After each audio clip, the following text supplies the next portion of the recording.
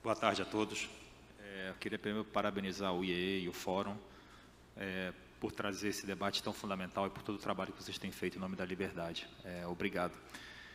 Eu queria agradecer o convite e fazer uma reflexão aqui sobre o tema, né, do admirável mundo livre. E não é uma tese definitiva aqui, é mais uma reflexão que eu quero fazer conjuntamente com vocês. O ímpeto da censura, ele sempre existiu, né? Assim como ocorre com outras liberdades, a tirania sempre foi o caminho mais natural e a construção da liberdade é que foi o caminho mais difícil e menos intuitivo. E com a liberdade de expressão é a mesma coisa. Então, o ímpeto da censura, ele sempre existiu. Talvez mudem os argumentos, né, a favor da censura. Então, há um tempo já foi a defesa da moral e dos bons costumes, a defesa da honra, a proibição da blasfêmia, a proibição da lesa majestade, muito embora essa da lesa majestade parece que está voltando contra o nome. Mas hoje tem outros argumentos, quer dizer, o ímpeto censório, ele é constante e o que vão mudando são os argumentos. Então, hoje fala-se em defesa das minorias, defesa da democracia, proibir ataques às instituições, defesa da ciência, né, em especial defesa da ciência durante uma pandemia, por exemplo. E o que a gente vê quando se analisa, assim como outros argumentos, eles às vezes são um pouco mais sofisticados do que a defesa da liberdade de expressão, porque a capacidade humana de inventar justificativa para a censura acaba sendo mais rápida do que a gente de analisar, se dar conta disso e criar o contra-argumento, né? Então, por exemplo, questão de ataque às instituições. A escravidão já foi uma instituição legal, inclusive. Então, no século XIX, eu não deveria criticar a escravidão. Então, o movimento abolicionista não deveria ter tido liberdade de expressão, porque ele foi uma crítica a uma instituição. O argumento não faz nenhum sentido, né? É um absurdo. Da mesma maneira, a questão da defesa da ciência. Não se pode criticar a ciência. Mas a ciência muitas vezes erra e muitas vezes é imoral também e defende coisas absurdas, como, por exemplo, já foi o racismo científico e a eugenia. Então, se eu estivesse na Alemanha em 1930, eu não posso criticar a ciência, eu tenho que aceitar a eugenia, porque é a voz da ciência, porque é a defesa da ciência. Se eu não fizer isso, seria negacionismo científico. Isso é um absurdo completo também. Então, assim, os argumentos não se sustentam muito pela qualidade deles, é mais que eles vão gerando argumentos numa velocidade tão grande que você tem que, né, ficar toda hora atualizando os nossos anticorpos argumentativos, né? E o problema da censura é que, se esses argumentos a favor da censura fossem aplicados igualmente com isonomia para todo mundo, ainda assim seria muito ruim, mas seria um problema diferente e menos ruim do que o problema que a gente tem hoje. Porque o problema que a gente tem hoje é que esses argumentos, eles não são aplicados igualmente no espectro político. Quando, por exemplo, você tem um argumento que tenha mais ou menos um jeitão, uma estética de direita, criticando a vacina, isso é proibido, porque ataque à ciência.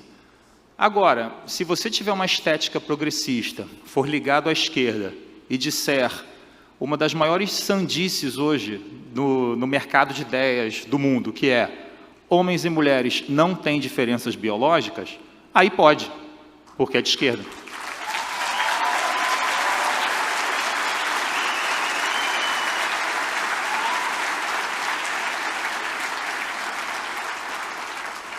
Então, assim, uma das coisas fundamentais, e foi, assim, talvez a maior lição que eu tive fazendo a pesquisa, né, e trabalhando no meu livro, o maior aprendizado que eu tive foi que, e foi bem contra-intuitivo, isso demorou assim para a ficha cair, né, mas o maior aprendizado que eu tive foi que, se você for ver a história da censura, ela rarissimamente tem a ver com o controle da informação.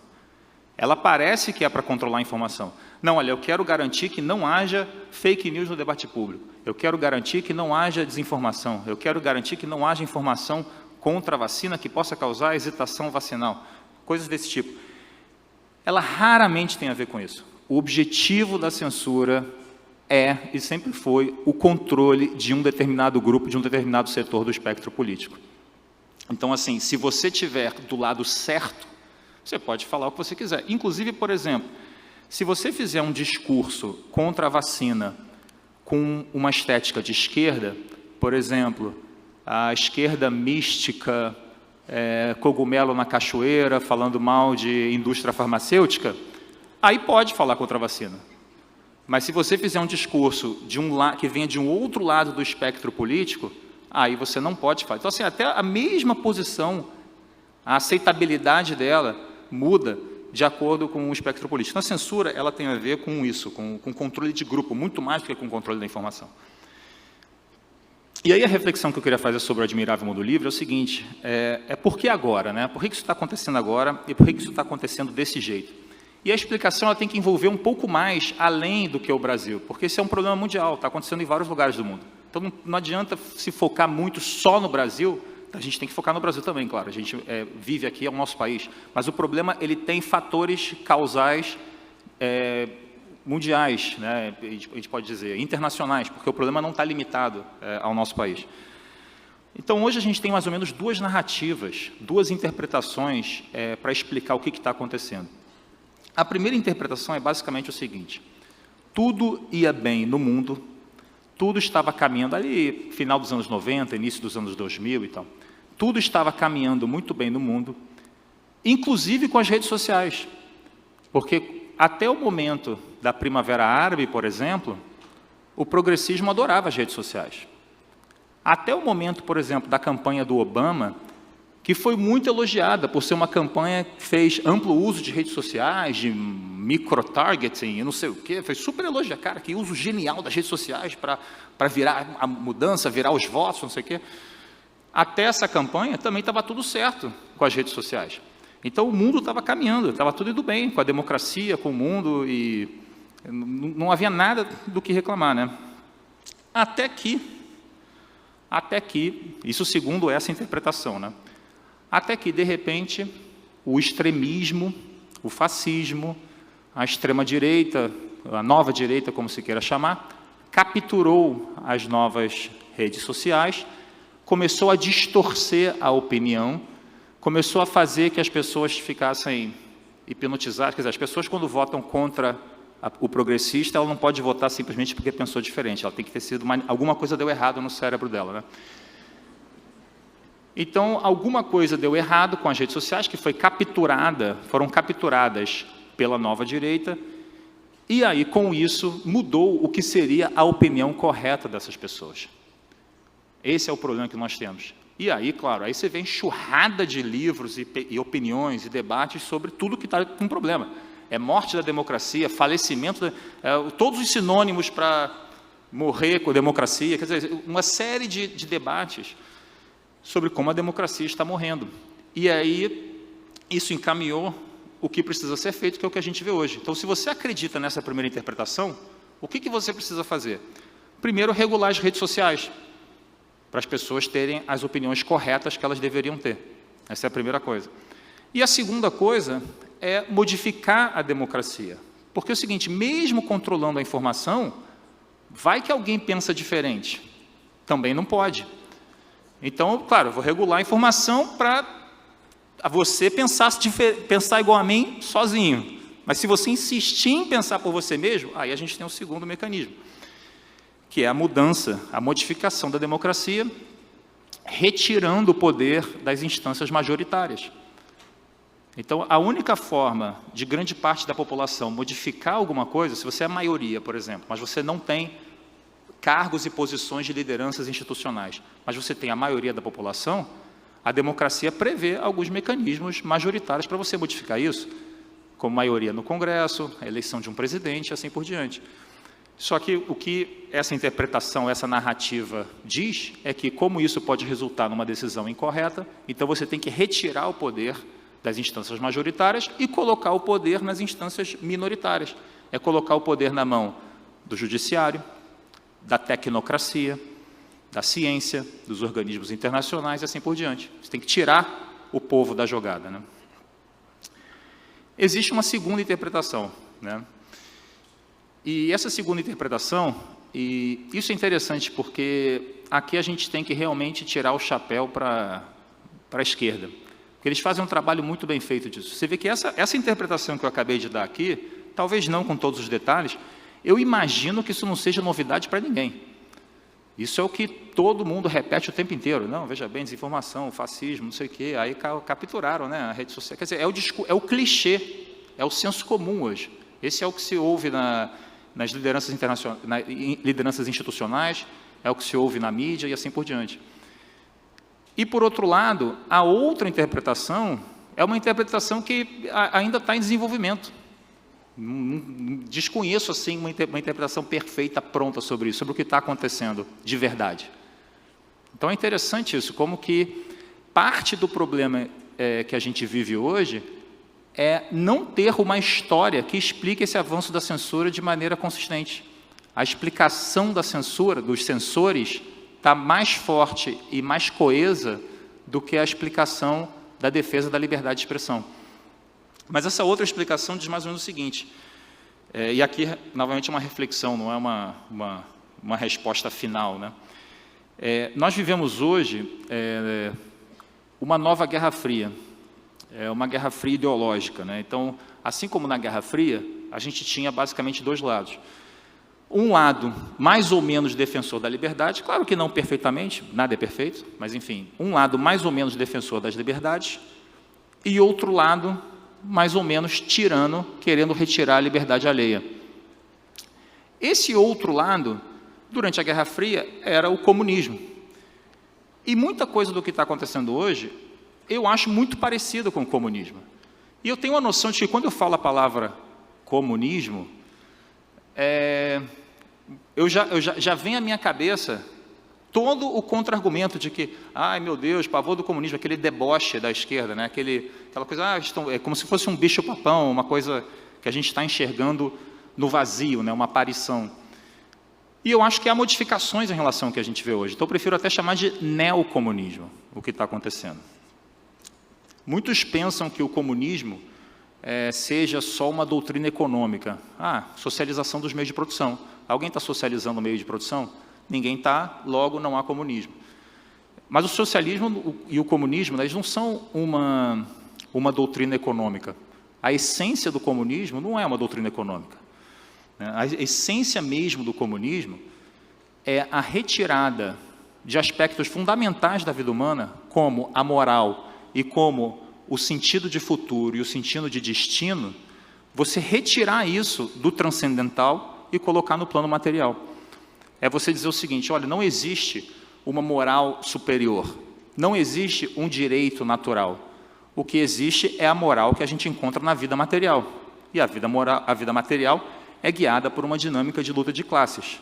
Logo, a moral é a moral da luta de classes, que é a moral do proletário, que hoje foi um pouco adaptada para as outras minorias. Então, hoje você não tem mais só a dia de burguês versus proletário, mas você tem cis, hétero, homem, mulher, branco, negro e assim por diante. E como é que eu julgo se alguém está certo ou se alguém está errado num determinado momento? Eu olho para a pessoa, vejo o gênero, vejo a raça e digo se a pessoa está correta ou não naquele momento. O que é a total perversão da moralidade. A moralidade você julga o ato de uma pessoa. Eu vi um vídeo, alguém bateu na pessoa. Tá, mas espera aí. Por que ela bateu e o que a outra pessoa fez antes? Então, você tenta entender o que aconteceu durante o ato. Você tenta entender as ações que estavam envolvidas ali. E não olhar para a pessoa, mais ou menos julgar a que grupo social e sociodemográfico a pessoa pertence, e daí você fazer um juízo moral. Isso é a perversão total da moralidade.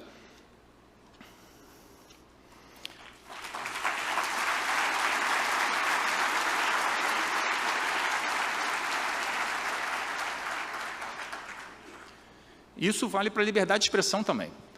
Porque se essa é a minha moralidade, se eu sei que quem está certo é o chamado oprimido, ou, na verdade, a vanguarda, que não tem nada de oprimida, mas se faz passar por oprimida para poder obter os privilégios que ela diz defender, né? Porque não é nem isso, na verdade, não é nem a defesa do oprimido, na verdade, é uma afetação de defesa do oprimido, é pior ainda do que isso, mas não vamos entrar aqui nisso. Então, assim, se isso é aplicado também à liberdade de expressão, a gente começa a entender o que está acontecendo hoje. Então, se você faz parte de um grupo privilegiado, por que eu vou te dar a liberdade de expressão? Se o que você fala vai contra o oprimido, por que eu vou te dar a liberdade de expressão? É imoral o que você está falando, você não pode falar isso. Você não pode falar uma coisa que vá contra o direito. Aí eu começo, claro, aí eu vou mudando a linguagem. Eu não vou simplesmente dizer que você está falando uma coisa que vá contra um... Aí eu vou chamar isso de uma agressão, eu vou chamar isso de uma violência verbal, vou chamar isso, sei lá, de um genocídio léxico, não sei.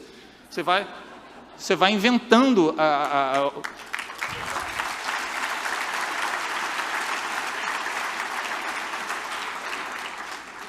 E aí você vai inventando novas expressões para poder colocar aquilo que você está fazendo da pior maneira possível, né? Quando, na verdade, não é isso que está sendo feito. E a outra questão muito importante é que, geralmente, os comunistas, né, o comunismo, o neocomunismo, com uma pequena diferença que eu vou mencionar, trazem a questão do destino, do paraíso, a gente pode chamar assim, para o mundo material. Então, assim, a utopia não é uma coisa impossível de ser realizada, que talvez a gente se realize numa vida posterior. O comunismo não pensa assim. Ele acredita que a utopia é uma coisa a ser realizada pelo ser humano na Terra. A perfeição é possível na Terra. Então, existe essa ideia de fim específico, né, que se chama de teleologia, ou alguns chamam de escatologia. E o que é feito hoje em dia é trazer esse sentido de escatologia, né, de a história tendo um destino certo da perfeição, para dentro da democracia. Isso é uma coisa, talvez a coisa mais importante que eu tenha para dizer hoje aqui. Quando a gente pensa em democracia, a gente pensa o seguinte: olha, eu tenho as minhas preferências pessoais, eu tenho os grupos políticos que eu apoio e em que eu acredito, eu espero que eles ganhem, mas se amanhã eles perderem a eleição, perdemos, vamos trabalhar para tentar ganhar a próxima. Essa é a ideia de democracia. A democracia não tem uma garantia de que alguma coisa vai acontecer do jeito que a gente queira. Ela não tem o rumo certo. A democracia é um jogo em aberto. A democracia ela é uma competição retórica para a transição pacífica de poder, porque a gente entende que essa competição retórica para a transição pacífica de poder é uma maneira de evitar a concentração de poder. E, ao evitar a concentração de poder, a gente evita a tirania. Essa é basicamente a ideia da democracia. Não está garantido que a política pública preferencial de nenhum grupo vai ser aprovada um dia. E mesmo que ela seja aprovada, porque um outro grupo pode ganhar a eleição seguinte e desfazer aquilo que foi feito. Essa é a realidade da democracia. O problema é que o que está acontecendo hoje é que essas lideranças institucionais não acreditam mais nessa democracia.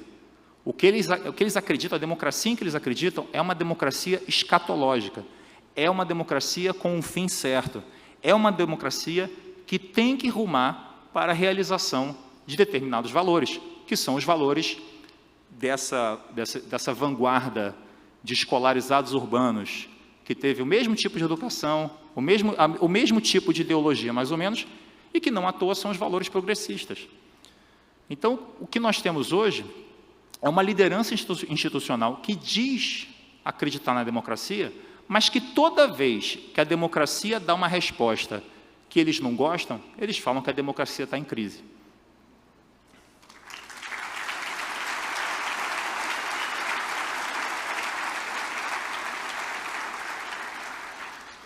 E aí, já para concluir, né, a gente tem esses dois fatores, então, uma perda total do sentido de moralidade e a escatologia sendo incorporada à democracia.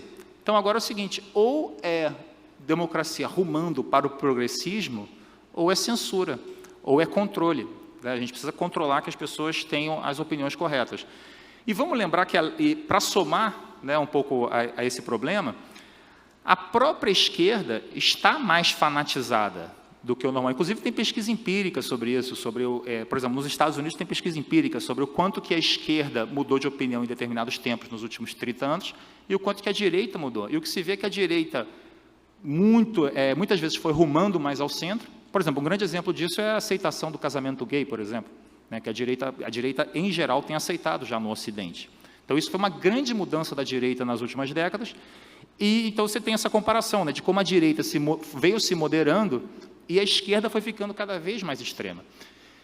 E aí, quando você tem essa esquerda mais extrema, esse sentimento de escatologia, e você vê uma enxurrada, né, uma avalanche da direita vencendo uma série de processos democráticos, Trump, Brexit, Bolsonaro e assim por diante, você vê essa nova direita crescendo dessa maneira, você entende muito bem por que o pânico, por que a histeria. E é por isso que a gente olha essas lideranças institucionais que falam de fascismo, avanço da extrema-direita, que a gente tem que controlar. E você olha assim, espera aí, a única coisa que aconteceu é que vocês, lideranças institucionais, se afastaram completamente dos valores da população, vocês defendem coisas que a população desacredita, muitas delas que a população realmente tem uma repulsa, vocês continuam defendendo isso, culpam a população por não concordar com vocês, então nada mais natural que essa população dê o resultado na urna, nada mais natural que ela deu a resposta naquelas instâncias majoritárias onde ela pode dar essa resposta. E aí, já para concluir, o que a gente tem hoje, né, é que assim como nós tivemos isso no comunismo, a gente tem hoje uma coisa muito parecida. A gente tem uma vanguarda revolucionária, mais ou menos, essa vanguarda de escolarizados urbanos que quer impor a sua visão de mundo contra a visão da maior parte da população e quer impor isso de qualquer maneira, né, se a população votar de acordo com o que a gente quer, ótimo, senão a gente controla de outro jeito. Você tem também, além da vanguarda, você tem os fellow travelers, né, que são tipo os simpatizantes, é o pessoal que eventualmente pode até fazer uma crítica aos comunistas, mas na hora H acaba fazendo o C de comunismo, né? E acaba fazendo o C de censura.